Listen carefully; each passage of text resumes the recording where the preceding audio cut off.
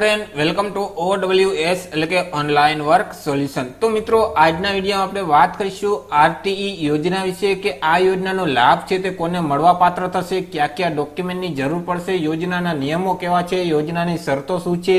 તે સિવાય મિત્રો, વર્ષ 2021-22 માટે આરટીઈ યોજના અંતર્ગત પ્રવેશ ફોર્મ માટે પણ અપડેટ છે કે ઓનલાઈન અરજી ફોર્મ છે તે કેટલા દિવસની અંદર શરૂ થઈ શકે તેવી શક્યતા છે। તે તમામ પ્રકારની વાત છે તે આજના વિડીયોમાં કરીશું। વિડીયોની શરૂઆત કરીએ તે પહેલા વિડીયો ગમે તો અવશ્ય લાઇક અને શેર કરી દેજો। ચેનલમાં નવા હોય તો અવશ્ય ચેનલને સબસ્ક્રાઇબ કરી દેજો। તો ચાલો મિત્રો, વિડીયોની શરૂઆત કરીએ। તો જોઈએ મિત્રો ડિટેલમાં માહિતી, અને સૌથી પહેલા આપણે વાત કરીશું કે આ આરટીઈ યોજના છે શું। હવે મિત્રો, 2009માં એક કાયદો છે તે લાવવામાં આવ્યો હતો, કાયદો પસાર કરવામાં આવેલ હતો રાઇટ ટુ એજ્યુકેશન 2009 કે જેને જ આપણે ગુજરાતીમાં શિક્ષણનો અધિકાર અધિનિયમ 2009 તરીકે ઓળખીએ છીએ। અને આ કાયદો છે તે સમગ્ર ભારતમાં લાગુ પડેલ હતો। હવે આ કાયદા અંતર્ગત ભારતમાં રાઇટ ટુ એજ્યુકેશન યોજના છે તે અમલમાં આવી છે, એટલે કે જે શિક્ષણનો અધિકાર અધિનિયમ 2009 છે તે કાયદા અંતર્ગત એક યોજના છે તે ઘડવામાં આવી, અને તે યોજનાનું નામ છે રાઇટ ટુ એજ્યુકેશન યોજના, કે જે યોજના સમગ્ર ભારતમાં લાગુ પડી છે। હવે મિત્રો, આ રાઇટ ટુ એજ્યુકેશન યોજના અંતર્ગત જે ખાનગી નિશાળ છે, પ્રાઇવેટ સ્કૂલ છે, તેમાં 25% સીટ છે તે અનામત રાખવામાં આવેલ છે। એટલે કે મિત્રો, ખાનગી શાળામાં પણ 25% સીટ છે તે આરટીઈ અંતર્ગત જે વિદ્યાર્થી મિત્રો પ્રવેશ મેળવે તેના માટે અનામત રાખવામાં આવશે। હવે જે શાળામાં આરટીઈ યોજના અંતર્ગત 25% સીટ છે તે અનામત રાખેલ છે, તો તે નિશાળ છે તે કોઈ પણ વિદ્યાર્થીને તે શાળામાં આરટીઈ યોજના હેઠળ પ્રવેશ લેવા માટે મનાઈ કરી શકે નહીં। એટલે કે માનો કે કોઈ પણ એક નિશાળ છે, તેમાં જેટલી કુલ સીટ છે તે કુલ સીટની 25% સીટ રિઝર્વેશન કરેલ છે આરટીઈ યોજના અંતર્ગત, તો તે સીટમાં વિદ્યાર્થીઓને આરટીઈ યોજના અંતર્ગત એડમિશન લેવા માટે તે સ્કૂલ છે તે મનાઈ કરી શકશે નહીં। હવે મિત્રો, આ યોજના અંતર્ગત વિદ્યાર્થીનું જે તમામ પ્રાથમિક શિક્ષણનો ખર્ચ છે, એટલે કે ધોરણ 1 થી લઈને ધોરણ 8 સુધીનો તમામ જે પ્રાથમિક શિક્ષણનો ખર્ચ છે તે સરકાર દ્વારા ભોગવવામાં આવશે, સરકાર દ્વારા ચૂકવવામાં આવશે। જેમ કે શાળાની જે ફી છે, પુસ્તકનો ખર્ચ છે, યુનિફોર્મનો ખર્ચ છે, વગેરે જે પ્રાથમિક શિક્ષણનો જેટલો ખર્ચ થશે તે તમામ ખર્ચ છે તે સરકાર દ્વારા ચૂકવવામાં આવશે। ત્યાર પછી મિત્રો, આગળ આપણે વાત કરીશું કે આ જે આરટીઈ યોજના છે, તો તે યોજના અંતર્ગત વિદ્યાર્થીઓને જો એડમિશન લેવું હોય તો આ યોજનાના નિયમો શું છે, આ યોજનાની શરતો શું છે, તેના વિશે વાત કરીએ। સૌથી પહેલો નિયમ એ છે કે બાળકની જે ઉંમર છે તે 1 જૂનના રોજ 5 વર્ષ પૂર્ણ થયેલી હોવી જોઈએ। એટલે કે 1 જૂનના રોજ બાળકની ઉંમર 5 વર્ષ પૂર્ણ થયેલી હોવી જોઈએ અને 7 વર્ષ કરતાં વધુ હોવી જોઈએ નહીં। એટલે કે મિત્રો, બાળકની જે ઉંમર છે તે 5 વર્ષ કરતાં વધુ અને 7 વર્ષ કરતાં ઓછી હોવી જોઈએ। બીજો નિયમ એ છે કે જે વિદ્યાર્થી મિત્રો ઓલરેડી પહેલા ધોરણમાં અને બીજા ધોરણમાં અભ્યાસ કરે છે, તો તે વિદ્યાર્થી મિત્રો ફરીથી પહેલા ધોરણમાં એડમિશન લઈ શકશે નહીં। તે સિવાય અહીં જે બાળકના વાલી છે, એટલે કે માતા અને પિતા છે, તો તેમની એક વાર્ષિક આવક મર્યાદા નક્કી કરેલ છે। ગ્રામ્ય વિસ્તાર માટે ₹1,20,000, જ્યારે શહેરી વિસ્તાર માટે ₹1,50,000। અહીં જે વાર્ષિક આવક મર્યાદા નક્કી કરેલ છે તેના કરતાં આવક જો વધુ હશે તો વિદ્યાર્થી છે તે આરટીઈ યોજના અંતર્ગત એડમિશન લઈ શકશે નહીં। તે સિવાય બાળકને પ્રવેશ કઈ શાળામાં મળશે, તો કે બાળક જ્યાં રહે છે તેની નજીકની શાળામાં જ બાળકને પ્રવેશ છે તે મળવાપાત્ર થશે। અને જ્યારે તમે ઓનલાઈન અરજી ફોર્મ ભરો ત્યારે બાળકના રહેઠાણથી 6 કિલોમીટરની અંદર સ્કૂલ આવેલ હોય તે માટે તેમાં તમે ઓનલાઈન અરજી ફોર્મ ભરી શકશો। એટલે કે બાળકનું જ્યાં રહેઠાણ છે ત્યાંથી લઈને 6 કિલોમીટરના એરિયામાં જેટલી સ્કૂલ આવેલ હોય તેમાં તમારે સ્કૂલની ક્રમશઃ પસંદગી છે તે કરવાની રહેશે। 6 કિલોમીટર કરતાં જો વધારે દૂર સ્કૂલ આવેલ હશે તો તેમાં તમે અરજી કરી શકશો નહીં।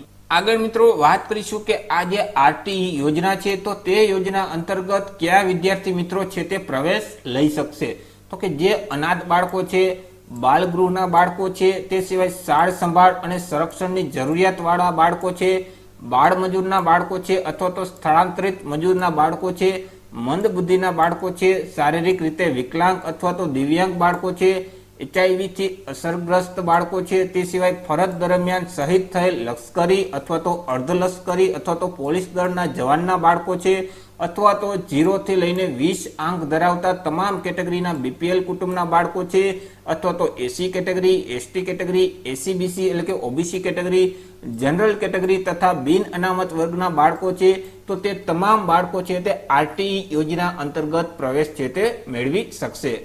આગળ મિત્રો વાત કરીએ કે જો તમારે RTE યોજના અંતર્ગત પ્રવેશ મેળવવો છે તો તમારે કયા કયા ડોક્યુમેન્ટની જરૂર પડશે. તો મિત્રો બાળક અને તેમના વાલી એટલે કે માતા પિતાનું આધાર કાર્ડની નકલની જરૂર પડશે. રહેઠાણના પુરાવા તરીકે આધાર કાર્ડ છે, પાસપોર્ટ છે, વીજળી બિલ અથવા તો લાઇટ બિલ છે, તે સિવાય પાણી બિલ છે, ચૂંટણી કાર્ડ છે, ડ્રાઇવિંગ લાયસન્સ છે અથવા તો રેશન કાર્ડ છે, તે પૈકી કોઈ પણ એક ડોક્યુમેન્ટ રહેઠાણના પુરાવા તરીકે તમારે રજૂ કરવાનું રહેશે. તે સિવાય વાલીનું જાતિનું પ્રમાણપત્ર છે તે તમારે આપવાનું રહેશે. હવે આ જે પ્રમાણપત્ર છે તે મામલતદાર શ્રી દ્વારા અથવા તો સમાજ કલ્યાણ અધિકારી શ્રી દ્વારા અથવા તો તાલુકા વિકાસ અધિકારી શ્રી દ્વારા જ કાઢી આપેલ હોવું જોઈએ. તે સિવાય બાળકનું જન્મ તારીખનું પ્રમાણપત્ર, બાળકના પાસપોર્ટ સાઇઝના ફોટા, તે સિવાય વાલીના આવક અંગેનું પ્રમાણપત્ર એટલે કે આવકનો દાખલાની જરૂર પડશે. હવે આ જે આવકનો દાખલો છે તે પણ મામલતદાર શ્રી દ્વારા અથવા તો સમાજ કલ્યાણ અધિકારી શ્રી દ્વારા અથવા તો તાલુકા વિકાસ અધિકારી દ્વારા અથવા તો ઈ-ધારા કેન્દ્ર અથવા જનસેવા કેન્દ્ર દ્વારા કાઢી આપેલ હોવો જોઈએ. તે સિવાય જો BPL કેટેગરીના હોય ઉમેદવાર તો અહીં BPL નો જે પુરાવો હોય તે તમારે રજૂ કરવાનો રહેશે. તે સિવાય બાળક અથવા તો વાલીના બેંક ખાતાની પાસબુકના પ્રથમ પાનાની નકલ છે તે રજૂ કરવાની રહેશે. તો તમારે આટલા ડોક્યુમેન્ટ છે તે તમારે જ્યારે RTE યોજના અંતર્ગત બાળકને પ્રવેશ મેળવવો હોય તો જરૂર પડશે. આગળ મિત્રો વાત કરીશું કે RTE યોજના અંતર્ગત વર્ષ 2021-22 માટે પ્રવેશ ફોર્મ છે તે ક્યારે શરૂ થશે. તો મિત્રો જે રાજકોટ DEO ને પૂછવામાં આવેલ હતું તો તેમને જણાવેલ હતું કે અંદાજિત 15 દિવસમાં RTE યોજના અંતર્ગત જે વિદ્યાર્થીઓને પ્રવેશ માટે ઓનલાઈન ફોર્મ છે તે ભરવાના શરૂ થઈ જશે. રાજ્ય સરકાર દ્વારા આર્થિક નબળા બાળકોને ખાનગી શાળામાં ફ્રી એજ્યુકેશન માટે RTE નો કાયદો અમલમાં છે. જોકે રાઇટ ટુ એજ્યુકેશન હેઠળ પ્રવેશ પ્રક્રિયા હજુ શરૂ કરવામાં આવી નથી, જેથી વિદ્યાર્થીઓ છે તે મુશ્કેલીમાં છે. જૂન માસમાં નવા સત્રમાં ઓનલાઈન એજ્યુકેશન છે તે શરૂ કરી દેવામાં આવેલ છે, પરંતુ RTE પ્રવેશની જાહેરાત હજુ સુધી બહાર પાડવામાં આવેલ નથી. રાજકોટ DEO BS કૈલાને પૂછવામાં આવ્યું હતું, તેમને જણાવ્યું હતું કે અંદાજિત 15 દિવસમાં RTE પ્રવેશની જાહેરાત છે તે થશે, કારણ કે તાજેતરમાં જ તે માટેની એક રિવ્યુ બેઠકનું આયોજન છે તે કરવામાં આવેલ હતું. ગયા વર્ષે મે માસમાં ઓનલાઈન ફોર્મ છે તે RTE યોજના અંતર્ગત ભરાયા હતા. જોકે કોરોનાના કારણે ઓગસ્ટના અંતમાં વિદ્યાર્થીઓને સ્કૂલની ફાળવણી કરવામાં આવેલ હતી.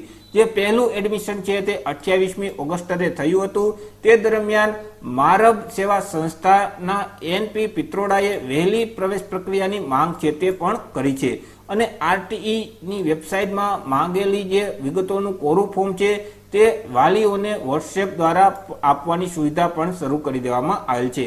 તો મિત્રો જે RTE યોજના અંતર્ગત જે વિદ્યાર્થીઓને પ્રવેશ માટેના ઓનલાઈન અરજી ફોર્મ છે તે 15 દિવસની અંદર મિત્રો શરૂ થઈ જશે તેવી શક્યતાઓ રહેલી છે. તો આશા રાખું છું વિડીયો છે તે પસંદ પડ્યો હશે. વિડીયો પસંદ પડ્યો હોય તો અવશ્ય લાઇક અને શેર કરી દેજો. ચેનલમાં નવા હોય તો અવશ્ય ચેનલને સબસ્ક્રાઇબ કરી દેજો. તો મિત્રો ફરી મળીશું નવા ટોપિક સાથે નવા જ વિડીયોમાં. ત્યાં સુધી જય હિન્દ.